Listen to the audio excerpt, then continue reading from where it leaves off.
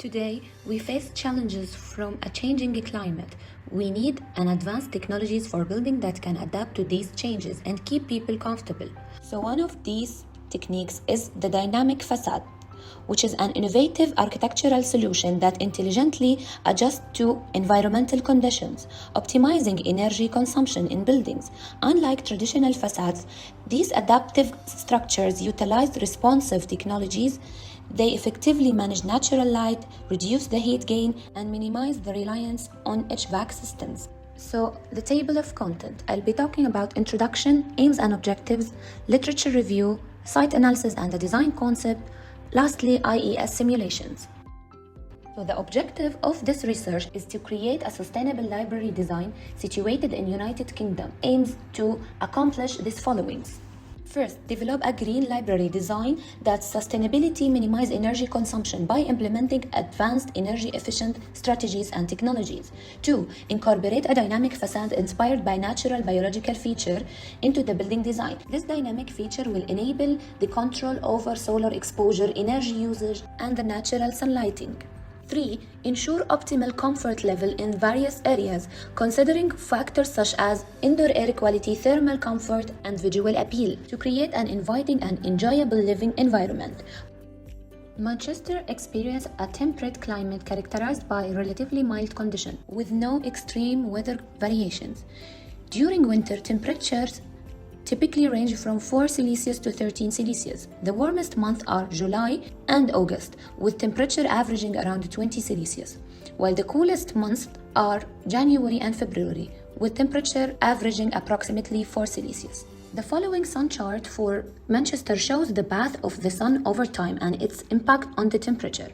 Manchester experienced different wind directions, influenced by its geography and urban surrounding. The prevailing wind mostly comes from the southwest, as shown in the figure, and another figure illustrates that the average wind speed is around 16 meters per second.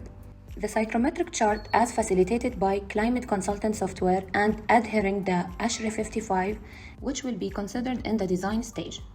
Moving to the site location, the proposed project is situated in Salford within the city of Manchester, UK. Salford's rich industrial history and pioneering spirit, exemplified by the world's first free public library, make it an ideal location for my green library. Salford's commitment to sustainability aligns perfectly with the green library concept.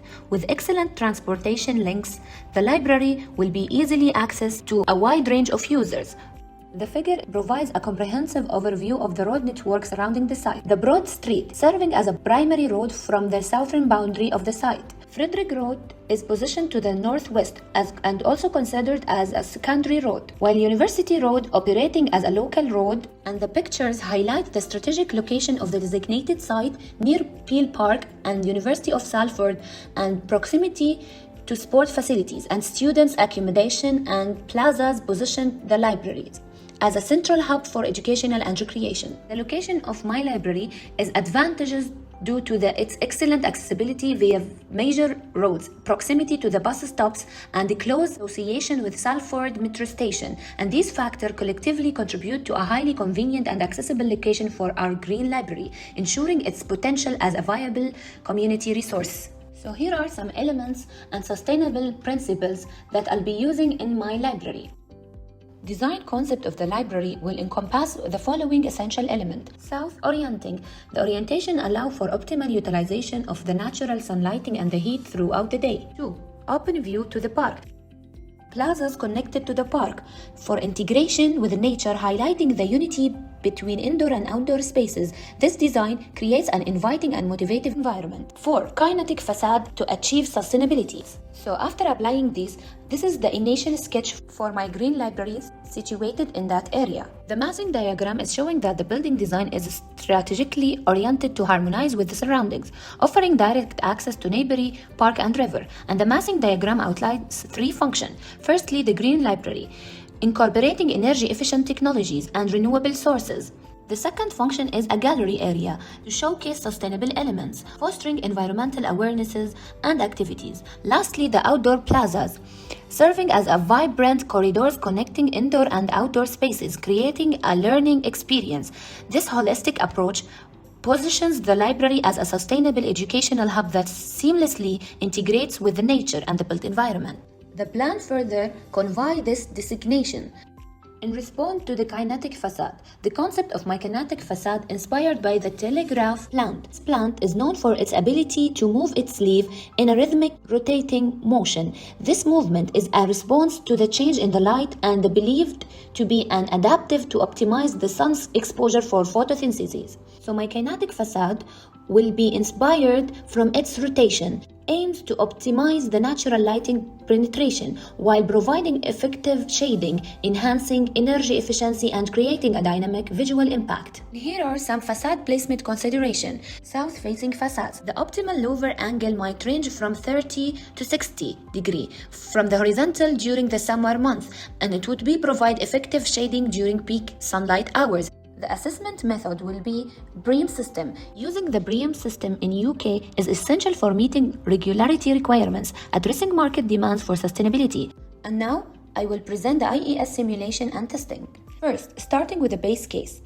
This figure illustrates the combined energy consumption in the base case design, presenting a comprehensively summary total energy load annually in the library without any modification determined through the IES simulation. And we can notice that the library is using 223 megawatt-hour annually, notably highlighting a significant surge in the space heating energy during winter months. And this underscores the critical need to institute measures aimed to clarifying this demand. In this figure, the peak temperature throughout the year is evident, notably during the month of March, April, and May. The temperature is registered as 23 Celsius.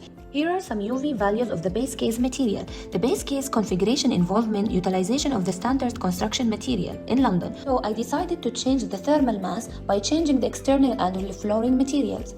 Efficient glazing by using a double glazed windows, also using a passive roof material, while using recyclable paving for the outdoors.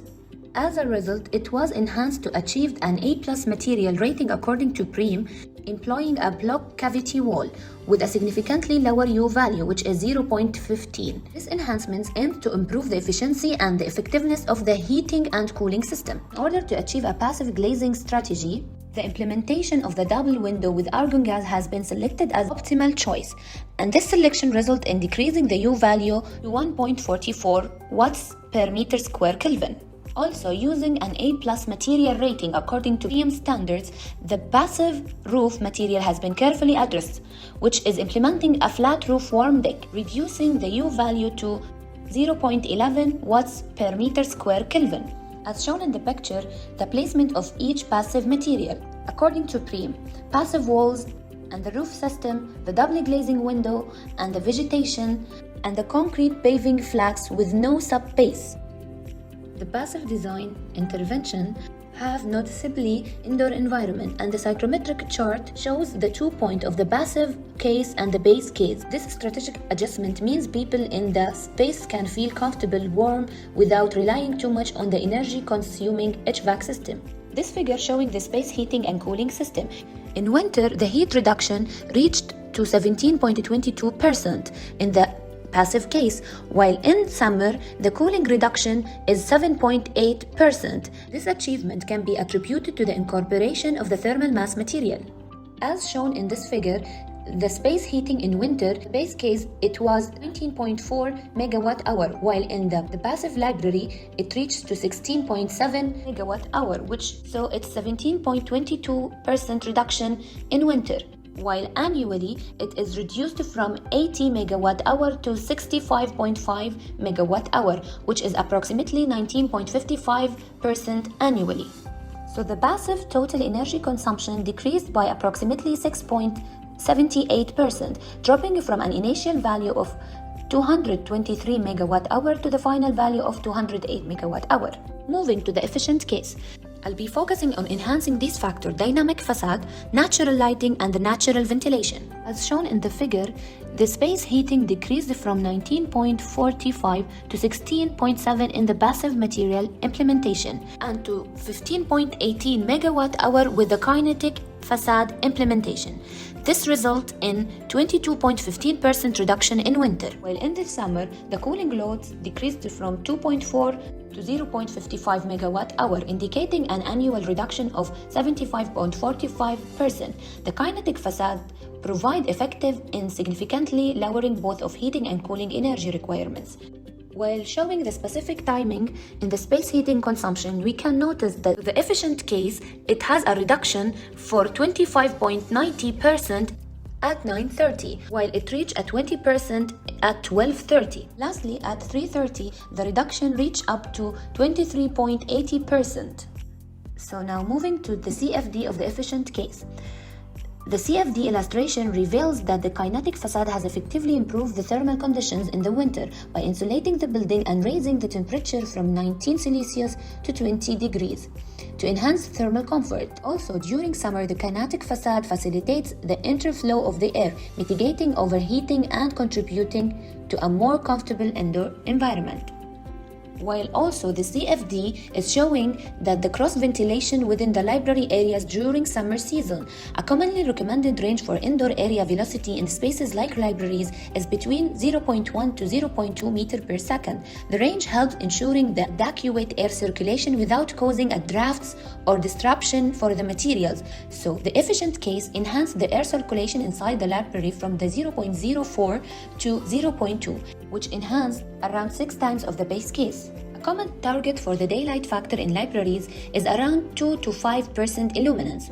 In the context of enhancing daylighting efficiency, numerous spaces that were previously dimly lit in the base case exhibited notable improvement. The optimization involved the strategic incorporation of reflectance materials of the louver's backside to effectively redirect sunlight into these areas. Furthermore, internal spatial configurations modification to reach a better daylighting factors. In the base case, the illuminance intensity value was 450 candela per meter square, which is extremely high in libraries and lead to discomfort, glare, and visual problems. For example, it reached between 50 to 200 candela per meter square, and it's suitable for areas where detailed reading or precision work is common. Also, the kinetic facade enhanced the glare inside the library from 302 to 31. So this dynamic response optimized natural light while mitigating discomfort from excessive brightness.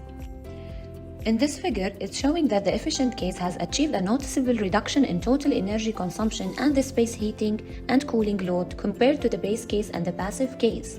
While the kinetic facade is implemented, also the efficient double glazing is there. Also, providing a green roof and recyclable paving material has led to reduction in energy consumption. The implementation of these discussed strategies has led to reduction in total consumption for the library by approximately 8.62%. The energy saving decreased from 223 megawatt to reach approximately 204 megawatt hour, underscoring the effectiveness of heating and cooling strategies in achieving substational energy efficiency.